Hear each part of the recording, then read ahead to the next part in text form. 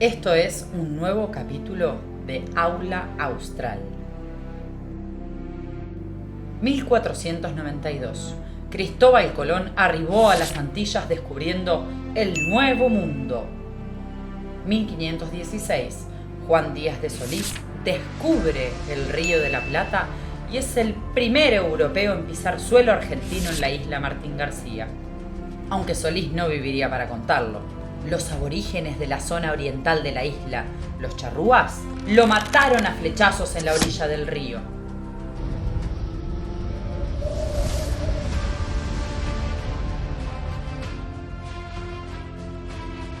Durante mucho tiempo, estos dos hechos históricos marcaron los orígenes de Argentina. Pero indaguemos en las siguientes preguntas. ¿Se puede descubrir algo que ya estaba habitado? ¿El continente americano estaba despoblado en el momento de su descubrimiento? La respuesta es contundente. Tanto el territorio americano como lo que hoy es Argentina estaban habitados por una gran cantidad de pueblos originarios.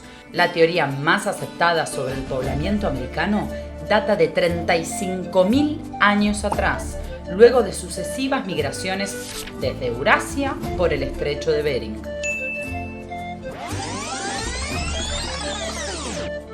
Los primeros pobladores de Argentina están clasificados en tres grandes grupos que intervinieron en la población del país: los huárpidos, láguidos y patagónidos. Estos grupos indígenas de estado nómada, es decir, que constantemente se trasladaban de un lugar a otro, no lograron alcanzar el gran desarrollo y la civilización que sí habían alcanzado en otras zonas del continente los mayas, aztecas e incas. Los aborígenes descendientes que poblaron el actual territorio argentino se pueden dividir en cuatro grandes grupos: los pueblos de las llanuras, los pueblos andinos, los pertenecientes al litoral y a los montes. En las llanuras de la Pampa y la Patagonia habitaron gran cantidad de comunidades. Entre ellos se encontraban los querandíes, tehuelches, los patagones en el sur y los zonas en Tierra del Fuego. Los querandíes habitaban en la zona que tenía por centro el territorio de la actual ciudad de Buenos Aires, extendiéndose por el oeste hacia el pie de la Sierra Grande, en Córdoba. Usaban arco y flecha para cazar venados. Lo hacían de a pie y los rendían por cansancio. También utilizaban boleadoras. Recolectaban productos silvestres y se vestían con abrigos de cuero y taparrabos. Sus viviendas consistían en un simple paravientos con cueros de venados pintados. Los querandíes compartían la forma de vida cazadora y organización social con los tehuelches. A estos últimos se los dividió genéricamente en tres zonas: en los septentrionales, meridionales de Penquén y meridionales de Aoniquén. A esta vasta generalización se le llama el complejo tehuelche.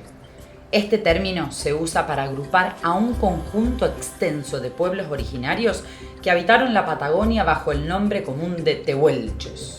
Pero existían otros pueblos como los ya mencionados onas, que habitaban lo que hoy es Tierra del Fuego.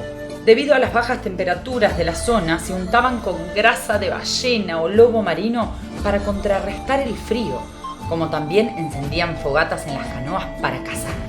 Y los patagones, que, entre otros, moraban en el sur de la Patagonia. Los distintos grupos indígenas habitantes de esta zona tenían características comunes. Cazaban liebres, zorros, ñandúes y también pescaban. Vivían agrupados en familias extensas que componían grupos de un centenar de individuos liderados por un cacique. Los distintos pueblos andinos fueron los pehuenches, quechuas, aymarás, calchaquíes, diaguitas y huarpes. Entre 1480 y 1533, estos pueblos fueron dominados por el Imperio Inca, junto a sus aliados, los aymarás, procedentes del Perú y de otros pueblos de la cuenca del lago Titicaca en el sur de Perú y al oeste de Bolivia. En la zona de Neuquén y el sur mendocino vivían los pehuenches, aborígenes montañeses que cazaban guanacos y recolectores de semillas, frutas silvestres y piñones de araucaria. Los huarpes ocupaban la parte norte de Mendoza y una importante extensión en el noroeste de San Luis. Los Allentiac y los Milsayac eran los principales subgrupos. En la zona montañosa, la vivienda era de piedra y en la llanura las hacían con un entramado de caña recubierto con barro. Los tonocotés ocupaban la región de los ríos Dulce y el Salado, donde más tarde fue fundada la ciudad de Santiago del Estero. En esta zona se descubrieron un nutrido material arqueológico compuesto de cerámica polícroma. Estos hallazgos les llevaron a calificarlos como fruto de una civilización chaco-santiagueña. La zona de las sierras centrales se distribuyeron entre los comechingones en el oeste de Córdoba y el Valle de Conlara en San Luis, y los anavirones en el norte de Córdoba. Vivían de la caza, la recolección y la pesca, además del pastoreo de llamas. Cosechaban maíz, porotos y zapallos. La cultura diaguita fue la más compleja y vasta de las poblaciones originarias. Formaban parte del pueblo diaguita los tafis, tolombones, quilmes y chicoanas, entre otros. Estos pueblos indígenas compartían la lengua cacá o cacán, la organización social y la cosmovisión. La cultura diaguita representaba un 75% de los pueblos indígenas de Argentina a la llegada de los europeos. Eran sedentarios, utilizaban el sistema de riego por canales para sus cosechas de maíz, zapallo y porotos. Eran criadores de llamas y utilizaban la lana para sus vestiduras. Los pueblos originarios del litoral vivían en una zona naturalmente selvática, de grandes cuencas formadas por el río Paraná, el río Paraguay, el río Uruguay, el río Salado del Norte, el río Bermejo y el río Pilcomayo. La cultura guaraní, provenientes del Paraguay, fue la de mayor influencia en la zona. Habitaban la zona también los chanatimbú, los caingán y los charrúas. Eran sedentarios y agricultores. Cultivaban sus parcelas hasta agotar la tierra. Luego mudaban la aldea entera hacia otra parte. Creían en un paraíso perdido al que regresarían algún día, guiados por un chamán o mesías. Al ser un pueblo rodeado de ríos, disponían de canoas y practicaban la pesca. Recolectaban también frutos silvestres, huevos de ñandú y cogollos de ceibo.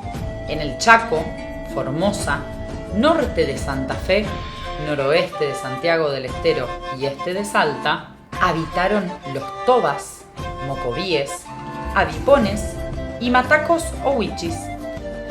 El total de la cultura recibe el nombre genérico de un subgrupo llamados guaycurúes. Otros grandes grupos culturales de esta región eran los mataco-mataguayo, los chiriguanos y los chané. Estaban integrados en un sistema de tribus lideradas por un cacique. La constitución social estaba basada en la monogamia, aunque a los jefes les estaba permitido la poligamia. Sus viviendas eran chozas, llamadas en idioma wichi huep. Tenían forma de cúpula e instalaban las cercanías de lagunas y ríos. Los wichis se sustentaban mediante la caza, pesca y recolección estacional de cocos, porotos y miel, mientras que las mujeres se dedicaban al cultivo de zapallos. Organizaban su calendario en forma circular. El inicio de año se celebraba en agosto, luego la estación de la luna de las flores. Después, desde noviembre, seguía la luna de las algarrobas. Al término del verano austral, la luna de las cosechas. Para finalizar el ciclo, la luna de las heladas. Luego de hacer una revisión de algunos de los principales pueblos originarios, volvamos a la pregunta que nos hicimos al principio. ¿El continente americano estaba despoblado en el momento de su descubrimiento? Ahora podemos responder con toda seguridad de que el continente no estaba despoblado y que Cristóbal Colón y los europeos no descubrieron América. En todo caso, el descubrimiento fue mutuo. sin mencionar que el primer arribo de europeos al continente americano fue hecho por los vikingos en el siglo X. Si te gustó este video y querés saber cómo sigue la historia de Argentina, dale like y suscríbete a nuestro canal.